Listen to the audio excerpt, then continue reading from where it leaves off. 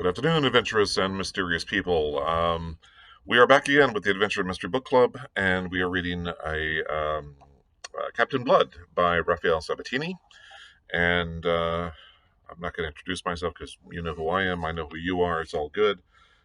We are here on a Friday, and we are reading a good, ripping pirate story filled with heroic people and foul ne'er-do-wells. It's pretty good stuff here, I have to say. I'm so glad you could join me for our reading for today. Hopefully, you are reading along with a copy of a Captain Blood of your own, perhaps, or maybe on Project Gutenberg as you look at the free copy. Um, so, just to kind of tell you what's going on here before we start, we're going to read chapter 15 today, and our hero, Captain Blood, has entered into an agreement with a French pirate by the name of Levasseur, and he's a successful pirate, and he has suggested that together they could work, do jobs that they could not do alone, and Peter Blood sees the reason in that, although he does not like Levasseur himself. He doesn't really care for him as a person. He realizes that what he's saying is true. This French pirate has gotten in a bad way. He has fallen in love with the governor's daughter, the governor of Tortuga. His daughter, Mademoiselle de Ogeron, also has fallen in love between the two of them, and they are hoping to run away together. But of course, he has asked to marry the governor's daughter, and of course the governor said, "No way, you're a pirate. What are you even doing here?" and escorted him out. Well, since then, several things have happened. He's gotten a note from the young lady, and he tried to scale the wall of the governor's compound to go see her, and he was in fact shot at by the guards. And then he got another note that said, "I am being taken back to," I think it was taken away to Europe. She's being taken away to Europe in order to protect her from the advances of this foul pirate person. And so Levasseur heads out on his ship, the La Foudre, and they go along with Captain Blood's ship, the Arabella, and in the dark of night, the French ship goes its own direction and chases after the ship that Mademoiselle de Ogeron is in, and they catch up to it. And in the morning of the following day, they capture the ship, and there's a brief scuffle, it's a brief fight between the two ships as they fire their cannons at each other. And when he gets on board the ship, he is immediately met with resistance from the captain, and he kills the captain. And he does this in front of the woman that he loves, Mademoiselle de Ogeron, and she is shocked and astounded and less in love than she was before. And so she starts to realize that maybe this guy is perhaps not the romantic, heroic gentleman that she thought he was. He even goes to Peter Blood, and Peter Blood, of course, does not like the idea. He himself once they found each other, has captured his own ship and filled with lots of treasure and lots of good stuff to divvy up. Whereas the capturing of this Dutch vessel that was carrying Mademoiselle de Ogeron was really not worth the trouble. They're really and of course Peter Blood doesn't know that it's really all about the young lady, not about whatever the ship was carrying, which it turns out was some furs and some tobacco and things like that. So they agree to sell that stuff, and it it bothers him that this seems like already this is a brand new agreement between the two of them, and it already seems like it's not worth his time. That Peter Blood's captured vessel and stores are of much higher value than the stuff that Levasseur is bringing in. So it doesn't really seem like it's an equal partnership so much. As Peter Blood is contributing more, his ship is contributing more than the other fellows. So there's that. Now Levasseur has a plan to ransom the young lady back to the governor of Tortuga for a certain amount of money, and that way he will be able to send her back. And as far as what Peter Blood thinks about all this, it's become it's interesting how they're kind of phrasing this. They thought he would not appreciate this because the Dutch are not they're not, no one's at war with the Dutch right now, so why would you attack a Dutch ship? They're really at war with Spain, so they're really looking for Spanish ships, so why would you attack this? And so but of course Levasseur doesn't really tell him the real reason. He just says, hey, I captured a ship. And so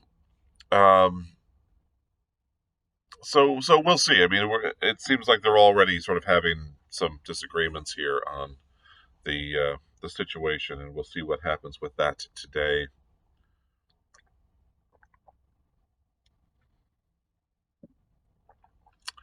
And today we shall be reading chapter 15, which is entitled The Ransom. In the glory of the following morning, sparkling and clear after the storm, with an invigorating briny tang in the air from the salt ponds of the south of the island, a curious scene was played on the beach of the Virgin Magra, at the foot of a ridge of bleached dunes beside the spread of sail from which Levasseur had improvised a tent. Enthroned upon an empty cask sat the French filibuster to transact important business, the business of making himself safe with the governor of Tortuga. A guard of honor of half a dozen officers hung about him. 5 of them were rude buccan hunters, in stained jerkins and leather breeches. The 6th was Cahusac. Before him, guarded by 2 half-naked negroes, stood young de Ogeron in frilled shirt and satin small clothes, and fine shoes of Cordovan leather. He was stripped of doublet, and his hands were tied behind him. The young gentleman's comely face was haggard. Near at hand, and also under guard, but unpinioned, Mademoiselle, his sister, sat hunched upon a hillock of sand. She was very pale, and it was in vain that she sought to veil in a mask of arrogance the fears by which she was assailed. Levasseur addressed himself to Mademoiselle de Ogeron. He spoke at long length. In the end, I trust, monsieur, said he, with mock suavity, that I have made myself quite clear, that there may be no misunderstandings. I will recapitulate. Your ransom is fixed at 20,000 pieces of 8, and you shall have liberty on parole to go to Tortuga to collect it. In fact, I shall provide the means to convey you thither, but you shall have a month in which to come and go. Meanwhile, your sister remains with me as a hostage. Your father should not consider such a sum excessive as the price of his son's liberty, and to provide a dowry for his daughter. Indeed, if anything, I am too modest, pardy. Mademoiselle Ogeron is reputed. Monsieur de Ogeron is reputed a wealthy man.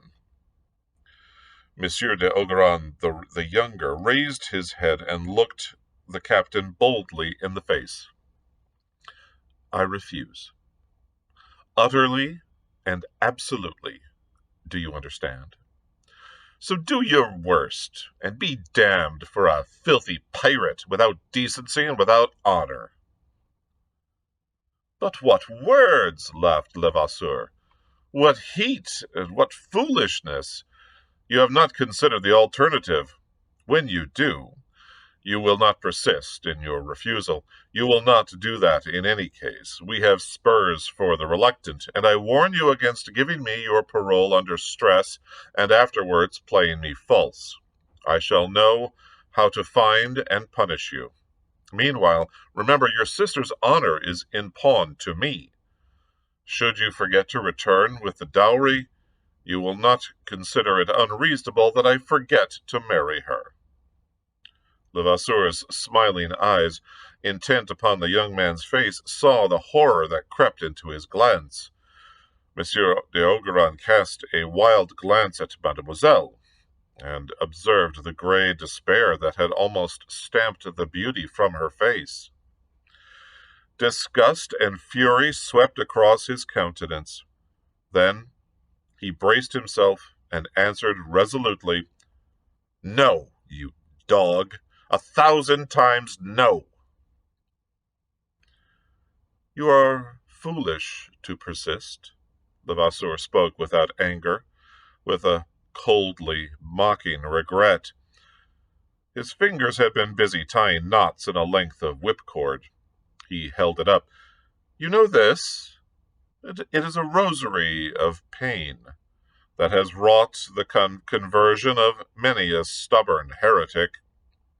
It is capable of screwing the eyes out of a man's head by way of helping him to see reason, as you please." He flung the length of knotted cord to one of the negroes, who, in an instant, made it fast about the prisoner's brows. Then, between cord and cranium, the black inserted a short length of metal, round and slender as a pipe stem. That done, he rolled his eyes toward Levasseur, awaiting the captain's signal. Levasseur considered his victim, and beheld him tense and braced, his haggard face of a leaden hue, beads of perspiration glinting on his pallid brow just beneath the whipcord. Mademoiselle cried out, and would have risen, but her guards restrained her, and she sank down again, moaning. "I beg that you will spare yourself and your sister," said the captain, "by being reasonable. What, after all, is the sum I have named? To your wealthy father, a bagatelle. I repeat, I have been too modest. But since I have said 20,000 pieces of 8, 20,000 pieces it shall be." "And for what, if you please, have you said 20,000 pieces of 8? In execrable French, but in a voice that was crisp and pleasant, seeming to echo some of the mockery that had invested Levasseur's, that question floated over their heads. Startled, Levasseur and his officers looked up and round. On the crest of the dunes behind them, in sharp silhouette against the deep cobalt of the sky, they beheld a tall, lean figure scrupulously dressed in black, with silver lace. A crimson ostrich plume curled about the broad brim of his hat, affording the only touch of color. Under that hat was the tawny face of Captain Blood. Levasseur gathered himself up with an oath of amazement. He had conceived Captain Blood by now well below the horizon on his way to Tortuga, assuming him to have been so fortunate as to have weathered last night's storm. Launching himself upon the yielding sand, into which he sank to a level of his calves of his fine boots of Spanish leather, Captain Blood came sliding erect to the beach. He was followed by Wolverstone and a dozen others. As he came to a standstill, he doffed his hat with a flourish to the lady, then turned to Levasseur. "Good morning, my captain," said he, and he proceeded to explain his presence. "It was last night's hurricane compelled our return. We had no choice but to ride before it with stripped poles, and it drove us back the way we had gone. Moreover, As the devil would have it, the Santiago sprang her mainmast, so I was glad to put a cove uh, on the west of the island a couple of miles away, and we've walked across to stretch our legs and to give you good day. But who are these? And he designated the man and the woman. Cahusac shrugged his shoulders and tossed his long arms to heaven. Voila! He said pregnantly to the firmament. Levasseur gnawed his lips and changed color, but he controlled himself to answer civilly. As you see, 2 prisoners.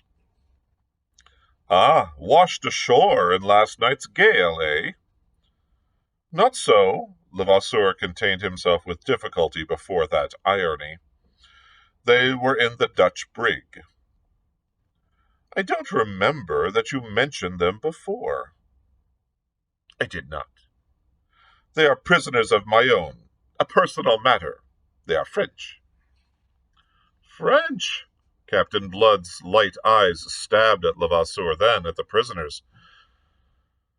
Monsieur de Ogeron stood tense and braced, as before, but the grey horror had left his face. Hope had leapt within him at his interruption, obviously as little expected by his tormentor as by himself. His sister, moved by a similar intuition, was leaning forward with parted lips and gaping eyes.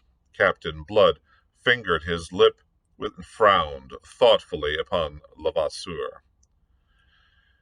Yesterday you surprised me by making war upon the friendly Dutch. But now it seems that not even your own countrymen are safe from you. Have I not said that this is a matter personal to me? Ah, and their names? Captain Blood's crisp, authoritative, faintly disdainful manner stirred Levasseur's quick anger. The blood crept slowly back into his blenched face, and his glance grew in insolence, almost in menace. Meanwhile, the prisoner answered for him, I am Henri de Ogeron, and this is my sister. De Ogeron?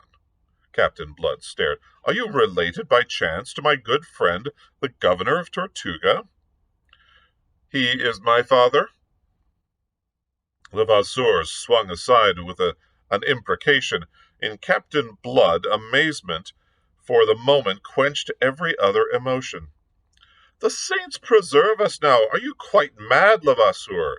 First you molest the Dutch, who are our friends. Next you take prisoners 2 persons that are French, your own countrymen, and now, faith, they're no less than the children of the governor of Tortuga, which is the one safe place of shelter that we enjoy in these islands. Levasseur broke in angrily. Must I tell you again that it is a matter personal to me? I make myself alone responsible to the governor of Tortuga. And the 20,000 pieces of 8, is that also a matter personal to you? It is. Now, I don't agree with you at all. Captain Blood sat down on a cask that Levasseur had lately occupied and looked up blandly. I may inform you, to save time, that I heard the entire proposal that you made to this lady and this gentleman, and I'll also remind you that we sail under articles that admit no ambiguities. You have fixed their ransom at 20,000 pieces of 8. That sum then belongs to your crews and mine in the proportions by the articles established. You'll hardly wish to dispute it. But what is far more grave is that you have concealed from me this part of the prizes taken on your last cruise, and for such an offense as that the articles provide certain penalties that are something severe in character. Ho, ho! Laughed Levasseur unpleasantly, then added, If you dislike my conduct, you can dissolve the association. That is my intention.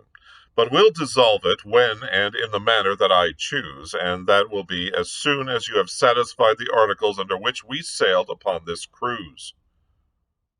What do you mean? I'll be as short as I can, said Captain Blood.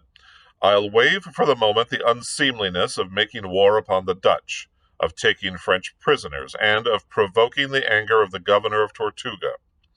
I'll accept the situation as I find it. Yourself, you've fixed the ransom of this couple at 20,000 pieces, and as I gather, the lady is to be your prerequisite. But why should she be your prerequisite more than another's, seeing that she belongs by the articles to all of us as a prize of war? Black as thunder grew the brow of Levasseur. However, added Captain Blood, I'll not dispute her to you if you are prepared to buy her. Buy her? At the same price you have set upon her. Levasseur contained his rage that he might reason with the Irishman. That is the ransom of the man. It is to be paid for him by the governor of Tortuga. No, no. You've parceled the twain together, very oddly, I confess. You've set their value at 20,000 pieces, and for that sum you may have them, since you desire it, but you'll pay for them the 20,000 pieces that are ultimately to come to you as the ransom of one and the dowry of the other, and that sum shall be divided among our crews, so that you do that, it is conceivable that our followers may take a lenient view of your breach of the articles we jointly signed. Levasseur laughed savagely. Ah, calcul credu, the good jest. I quite agree with you, said Captain Blood. To Levasseur, the jest lay in that Captain Blood, with no more than a dozen followers, should come there, attempting to hector him, who had 100 men within easy call, but it seemed that he had left out of his reckoning something which his opponent had counted in. For as, laughing still, Levasseur swung to his officers, he saw that which choked the laughter in his throat. Captain Blood had shrewdly played upon the cupidity that was the paramount inspiration of those adventurers, and Levasseur now read clearly on their faces how completely they adopted Captain Blood's suggestion that all must participate in the ransom which their leader had thought to appropriate to himself. It gave the gaudy ruffian pause, and whilst in his heart he cursed those followers of his, who could be faithful only to their greed, he perceived, and only just in time, that he had best tread warily. You misunderstand, he said, swallowing his rage. The ransom is for division when it comes. The girl, meanwhile, is mine on that understanding. Good, grunted Cahusac. On that understanding all arranges itself. You think so, said Captain Blood. But if Monsieur de Ogeron should refuse to pay the ransom, what then? He laughed, and got lazily to his feet. No, no. If Captain Levasseur, meanwhile, is meanwhile to keep the girl as he proposes, then let him pay this ransom, and be his the risk if it should afterwards not be forthcoming. That's it, cried one of Levasseur's officers, and Cahusac added, It's reasonable that Captain Blood is right. It is in the articles. What is in the articles, you fools? Levasseur was in danger of losing his head. Sacre Dieu! Where do you suppose that I have 20,000 pieces? My whole share of the prizes of this cruise does not come to half that sum. I'll be your debtor until I've earned it. Will that content you? All things considered, there was not a doubt that it would have done so had not Captain Blood intended otherwise. And if you should die before you have earned it, ours is a calling fraught with risks, my captain. Damn you, Levasseur flung upon him in livid fury. Will nothing satisfy you? Oh, but yes, 20,000 pieces of 8 for immediate division. I haven't got it. Then let someone buy the prisoners who has. And who do you suppose has it, if I have not? I have, said Captain Blood. You have? Levasseur's mouth fell open. You want the girl? Why not? And I exceed you in gallantry in that I will make sacrifices to obtain her, and in honesty in that I am ready to pay for what I want. Levasseur stared at him, foolishly agape. Behind him pressed his officers, gaping also. Captain Blood sat down again on the cask, and drew from an inner pocket of his doublet a little leather bag. I am glad to be able to resolve a difficulty that at one moment seemed insoluble. And under the bulging eyes of Levasseur and his officers, he untied the mouth of the bag and rolled into his left palm 4 or 5 pearls, each of the size of a sparrow's egg. There were 20 such in the bag, the very pick of those taken in that raid upon the Pearl Fleet. You boast a knowledge of pearls, Cahusac. At what do you value this? The Breton took between coarse finger and thumb the proffered, lustrous, delicately iridescent sphere, his shrewd eyes appraising it. 1,000 pieces, he answered shortly. It will fetch rather more in Tortuga or Jamaica, said Captain Blood, and twice as much in Europe, but I'll accept your valuation. They are almost of a size, as you can see. Here are 12, representing 12,000 pieces of 8, which is La Faudre's share of 3/5 of the prize as provided by the articles. For the 8,000 pieces that go to the Arabella, I make myself responsible to my own men. And now, Wolverstone, if you please, will you take my property aboard the Arabella? He stood up again, indicating the prisoners. Ah, no! Levasseur threw wide the floodgates of his fury. Ah, that no, by example! You shall not take her! He would have swung upon Captain Blood, who stood aloof, alert, tight-lipped, and watchful. But it was one of Levasseur's own officers who hindered him. Nom de Dieu, my captain! What will you do? It is settled, honorably settled, with satisfaction to all. To all? Blazed Levasseur. Ah, count to all of you, animals, but what of me? Cahusac, with the pearls clutched in his capacious hand, stepped up to him on the other side. Don't be a fool, Captain.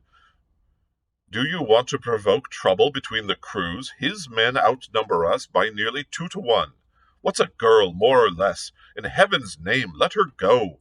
He's paid handsomely for her and dealt fairly with us. Dealt fairly? Roared the infuriated captain. You! In all his foul vocabulary, he could find no epithet to describe his lieutenant. He caught him a blow that almost sent him sprawling. The pearls were scattered in the sand. Cahusac dived after them, his fellows with him. Vengeance must wait. For some moments they groped there on hands and knees, oblivious of all else, and yet, in those moments, vital things were happening. Levasseur, his hand on his sword, his face a white mask of rage, was confronting Captain Blood to hinder his departure. You do not take her while I live, he cried. Then I'll take her when you're dead, said Captain Blood, and his own blade flashed in the sunlight. The articles provide that any man of whatever rank concealing any part of a prize, be it of the value of no more than a peso, shall be hanged at the yardarm. It's what I intended for you in the end. But since you prefer it this way, you muckrake, faith, I'll be humoring you. He waved away the men who would have interfered, and the blades rang together. Monsieur d'Ogeron looked on, a man bemused, unable to surmise what the issue either way could mean for him. Meanwhile, two of Blood's men who had taken the place of the Frenchman's Negro guards had removed the crown of whipcord from his brow. As for Mademoiselle, she had risen and was leaning forward, a hand pressed tightly to her heaving breast, her face deathly pale, a wild terror in her eyes. It was soon over. The brute strength upon which Levasseur so confidently counted could avail nothing against the Irishman's practised skill. When with both lungs transfixed he lay prone on the white sand, coughing out his rascally life, Captain Blood looked calmly at Cahusac across the body. "I think that cancels the articles between us," he said. With soulless, cynical eyes, Cahusac considered the twitching body of his recent leader. Had Levasseur been a man of different temper, the affair might have ended in a very different manner. But then, it is certain that Captain Blood would have adopted in dealing with him different tactics. As it was, Levasseur commanded neither love nor loyalty. The men who followed him were the very dregs of that vile trade, and cupidity was their only inspiration. Upon that cupidity Captain Blood had deftly played, until he had brought them to find Levasseur guilty of the one offense they deemed unpardonable, the crime of appropriating to himself something which might be converted into gold and shared amongst them all. Thus now the threatening mob of buccaneers that came hastening to the theater of that swift tragic comedy were appeased by a dozen words of Cahusac's. Whilst still they hesitated, Blood added something to quicken their decision. "If you will come to our anchorage, you shall receive at once your share of the booty of the Santiago, that you may dispose of it as you please." They crossed the island, the two prisoners accompanying them, and later that day, the division made, they would have parted company, but that Cahusac, at the instances of the men who had elected him Levasseur's successor, offered Captain Blood anew the services of that French contingent. "If you will sail with me again," the captain answered him, "you may do so on the condition that you make your peace with the Dutch, and restore the brig and her cargo." The condition was accepted, and Captain Blood went off to find his guests, the children of the governor of Tortuga. Mademoiselle d'Ogeron and her brother, the latter now relieved of his bonds, sat in the great cabin of the Arabella, whither they had been conducted. Wine and food had been placed upon the table by Benjamin, Captain Blood's Negro steward and cook, who had intimated to them that it was for their entertainment. But it had remained untouched. Brother and sister sat there in agonized bewilderment, conceiving that their escape was but from frying pan to fire. At length, overwrought by the suspense, Mademoiselle flung herself upon her knees before her brother to implore his pardon for all the evil brought upon them by her wicked folly. Monsieur d'Ogeron was not in a forgiving mood. "I am glad that at last you realize what you have done, and now this other filibuster has brought you, and you belong to him. You realize that too, I hope." He might have said more, but he checked himself upon perceiving that the door was opening. Captain Blood, coming from settling matters with the followers of Levasseur, stood on the threshold. Monsieur d'Ogeron had not troubled to restrain his high-pitched voice, and the captain had overheard the Frenchman's last two sentences. Therefore he perfectly understood why Mademoiselle should bound up at the sight of him and shrink back in fear. He doffed his feathered hat and came forward to the table. "Mademoiselle," said he, in his vile but fluent French, "I beg you to dismiss your fears. Aboard this ship you will be treated with all honor.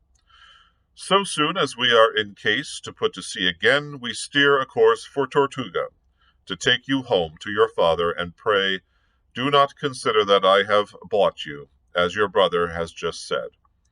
All that I have done has been to provide the ransom necessary to bribe a gang of scoundrels to depart from obedience to the arch scoundrel who commanded them, and so deliver you from all peril. Count it, if you please, a friendly loan to be repaid entirely at your convenience. Mademoiselle stared at him in unbelief. Monsieur de Ogeron rose to his feet. Monsieur, is it possible that you are serious? I am. It may not happen often nowadays. I may be a pirate, but my ways are not the ways of Levasseur, who should have stayed in Europe and practiced purse-cutting. I have a sort of honor, shall we say, some rags of honor, remaining me from better days. Then, on a brisker note, he added, We dine in an hour, and I trust that you will honor my table with your company. Meanwhile, Benjamin will see, monsieur, that you are more suitably provided in the matter of wardrobe. He bowed to them, and turned to depart again, but Mademoiselle detained him. Monsieur, she cried sharply. He checked and turned, whilst slowly she approached him, regarding him between dread and wonder. Oh, you are noble! I shouldn't put it as high as that myself, said he. You are, and it is but right that you should know all. Madeleine, her brother cried out to restrain her. But she would not be restrained. Her surcharged heart must overflow in confidence. Monsieur, for what befell, I am greatly at fault. This man, this Levasseur. He stared, incredulous in his turn. My God, is it possible? That animal? Abruptly she fell on her knees, caught his hand, and kissed it before he could wrench it from her. What do you do? He cried. An amend. In my mind I dishonored you by deeming you his like, by conceiving your fight with Levasseur a combat between jackals. On my knees, monsieur, I implore you to forgive me. Captain Blood looked down upon her, and a smile broke on his lips, irradiating the blue eyes that looked so oddly light in that tawny face. Why, child, said he, I might find it hard to forgive you the stupidity of having thought otherwise. As he handed her to her feet again, he assured himself that he had behaved rather well in the affair. Then he sighed. That dubious frame of his that had spread so quickly across the Caribbean would by now have reached the ears of Arabella Bishop. That she would despise him, he could not doubt, deeming him no better than all the other scoundrels who drove this villainous buccaneering trade. Therefore, he hoped that some echo of this deed might reach her also, and be set by her against some of that contempt. For the whole truth, which he withheld from Mademoiselle de Ogeron, was that in venturing his life to save her, he had been driven by the thought that the deed must be pleasing in the eyes of Miss Bishop, could she but witness it. And that, my friends, if I can find my bookmark, wherever that went. Oh, here it is. And that, my friends, is the conclusion of chapter 15. Thank you very much for joining me today for our reading. I hope you have a good weekend. We will return on Monday as we read chapter 16, and it's another long chapter, and I hope you can join me for that. It's be a lot of fun, a lot of piracy going on. Oh, goodness, there's a lot of adventure and even a little bit of mystery, so hopefully you folks are enjoying it at least as much as I am. Thank you very much. Have a good weekend. We'll see you again. Bye, everyone.